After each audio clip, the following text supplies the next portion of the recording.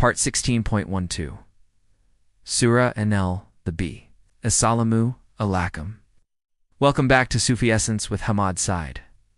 The divine narrative of Surah An-Nahl continues to unfurl, inviting the intellect and the heart to contemplate the myriad signs of Allah's power, wisdom, and boundless mercy. Witness the profound simplicity of the bee's journey and the miraculous purity of milk. We now turn our attention to the human experience in its grandest and most intricate forms. This segment of the surah masterfully weaves together the tapestry of creation. From the intimate blessings of family to the awe-inspiring spectacle of the heavens, all to lead the seeker towards a deeper state of marifa.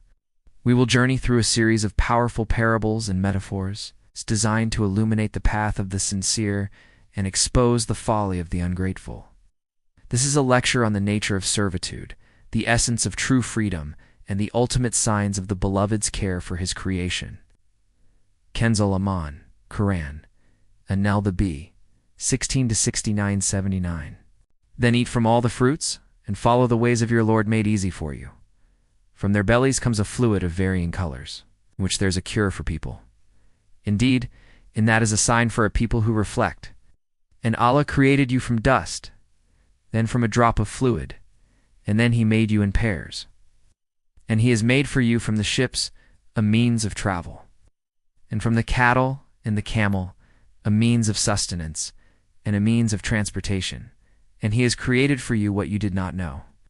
And Allah has made for you from your houses a peaceful place, and He has made for you from the skins of cattle tents, to be used by you for shelter when you travel or when you stay, and from their wool, fur, and hair, household goods, and a provision for a while.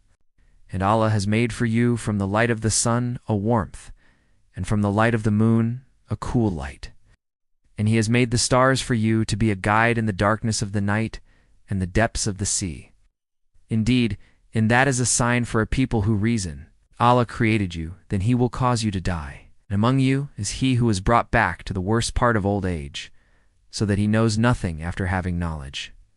Indeed, Allah is knowing powerful, and He has favored some of you over others in provision. But those who are favored will not hand over their provision to their slaves, so that they may be equal in it. So is it the grace of Allah that they deny? And they attribute to Allah what they hate for themselves, and their tongues utter lies that the best reward will be for them. It is without a doubt that the fire will be their portion, and that they will be sent forward to it in haste. By Allah, we certainly sent messengers to nations before you. But Satan made their deeds attractive to them, and he is their guardian today, and for them is a painful punishment.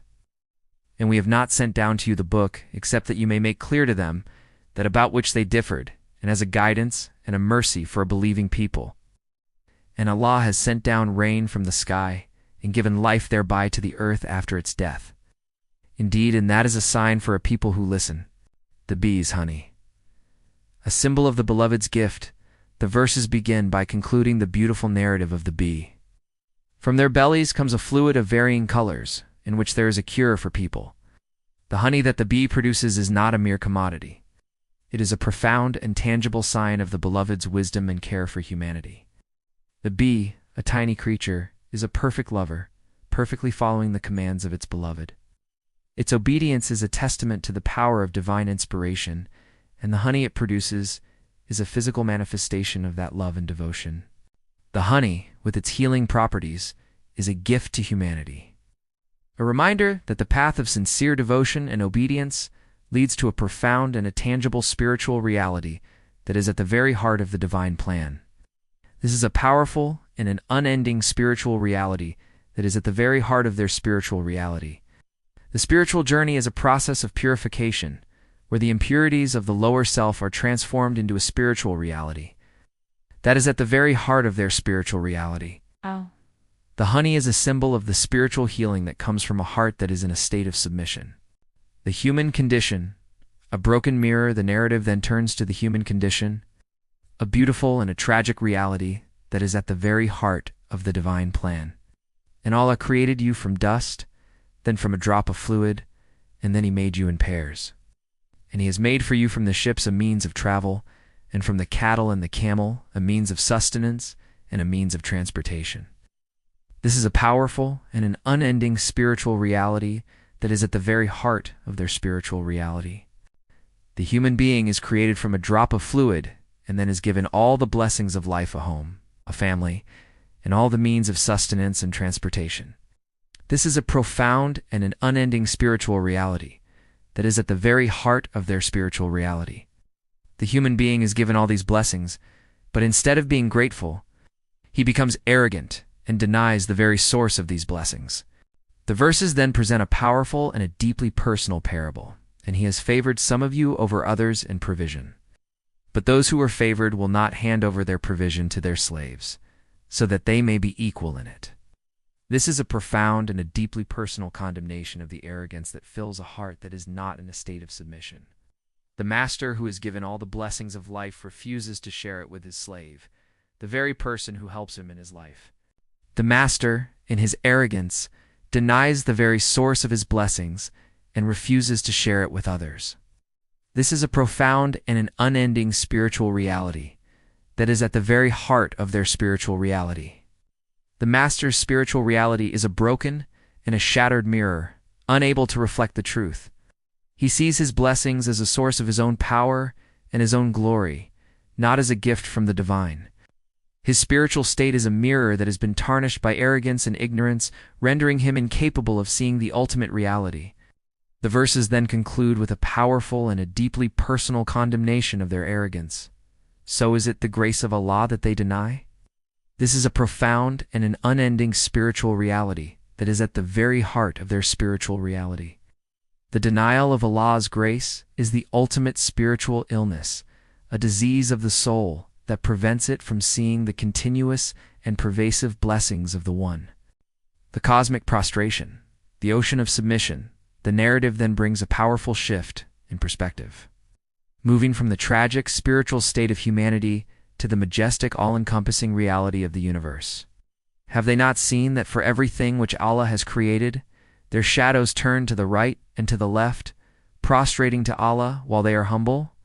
This is a call to a deeper form of mifa, a direct, intuitive knowledge that is gained not through reading scriptures, but through observing the cosmic signs. The shadows of all things, plants, mountains, animals move in a state of perpetual prostration to their Creator. They do not do this out of coercion, but out of a perfect and humble submission to the divine will. The entire universe in its very essence is a lover submitting to the beloved. The shadows movement is a physical manifestation of this spiritual reality, testament to the fact that everything in existence is in a state of complete and utter submission to the will of Allah. The verses then bring a powerful and a deeply personal condemnation of their arrogance. And to Allah prostrates whatever is in the heavens and whatever is on the earth of creatures, and the angels as well, and they are not arrogant. This is a stark contrast to the arrogance of the disbelievers. The angels, beings of light and perfect obedience, are a perfect model of a lover's submission. They are not arrogant. They fear their Lord above them, and they do what they are commanded. This fear is not a human fear of a tyrant, but a reverence, a love that is so profound that it compels them to a state of complete and utter obedience. Their prostration is the ultimate act of a lover submitting to the beloved. It is a state of being where their will is completely aligned with the divine will, where their very existence is a testament to the glory of the One who created them. Hadith, the Prophet, peace be upon him, taught, there are two blessings which many people lose: health and free time. Sahih al-Bukhari, Hadith 6412. This beautiful hadith is a direct commentary on the verse that speaks of the blessings of life. The Prophet, peace be upon him, did not just speak of health and free time as physical realities, he also spoke of them as spiritual realities. The hadith speaks to the profound and an unending spiritual reality of the matter. It is a chilling and a profound reminder that a person who is spiritually heedless is a person who is spiritually dead. The spiritual reality of the matter is that the One who is the ultimate source of all existence can use the most worldly of calamities to bring a person closer to him. The spiritual reality of the matter is that the people who are a source of benefit to humanity and who are granted the highest stations of paradise.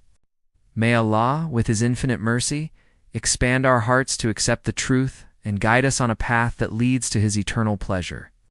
May our lives be a testament to His grace, and may we be granted a final abode in the highest heavens.